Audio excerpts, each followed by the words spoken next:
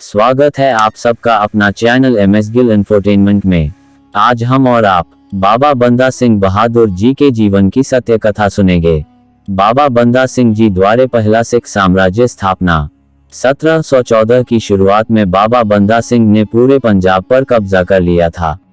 उन्होंने गुरदास नंगल में एक किला बनवाया और अपने साथ 5000 की सेना रखी। सभी धर्मों के लोग उनसे प्यार करते थे और उन्हें पूरा भरोसा था कि वे एक टिकाऊ सरकार स्थापित करेंगे।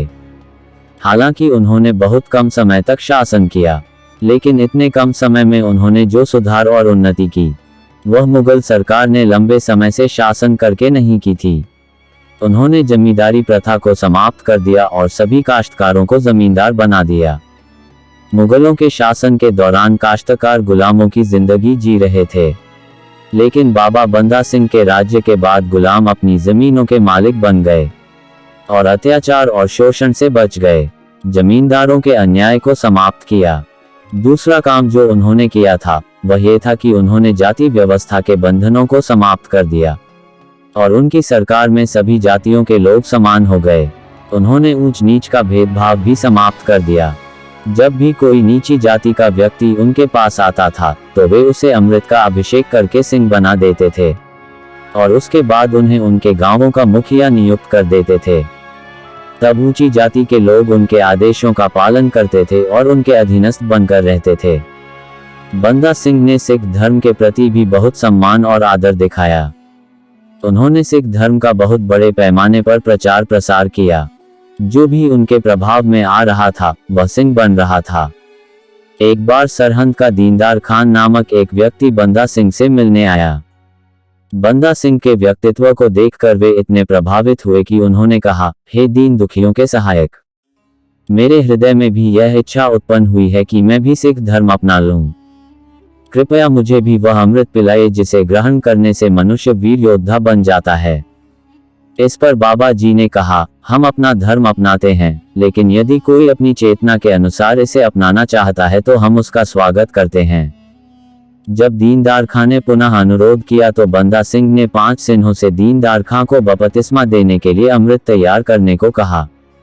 इस प्रकार दीनदार खां बपतिस्मा लेने के बाद दीनदार सिंह बन गए। इस प्रकार असंख्य हिंदू और मुसलमान सिंह बन गए। बंदा सिंह स्वयं बहुत ही निष्ठावान, संतुष्ट और अमृत प्रेमी सिख थे। उन्हें सभी गुरुओं में गहरी आस्था थी और उनका विश्वास और पंथ अटल और अपरिवर्तनीय था। अपने शासनकाल में उन्होंने एक सिक्का चलाया और उस सिक्के पर गुरु नानक गुरु गोबिंद सिंह लिखा गया था। वे गुरुओं के राज्य के उपकार को ही सबका स्रोत मानते थे। जब भी वे किसी क्षेत्र पर विजय प्राप्त करते थे तो उस विजय को गुरुओं की विजय मानते थे और हृदय की गहराई से ईश्वर का धन्यवाद करते थे। उनका अपना जीवन बहुत पवित्र और ईश्वर को समर्पित था।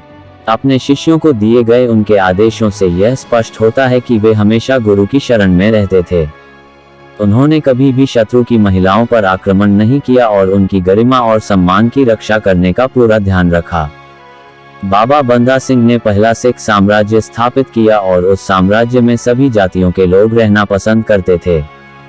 जब कोई क्रूर व्यक्ति गरीबों पर अत्याचार करता था तो बंदा सिंह उनकी सुरक्षा के लिए पूरी तरह प्रार्थना करते थे। उसके बाद कोई भी व्यक्ति किसी भी तरह का अत्याचार करने की हिम्मत नहीं कर सका। शरारत। बाबा बंदा सिंह सिख साम्राज्य सिख संप्रभु राज्य की स्थापना के लिए पहला कदम था। सिख साम्राज्य की स्थापना के लिए आधारशिला बंदा सिंह ने रखी थी।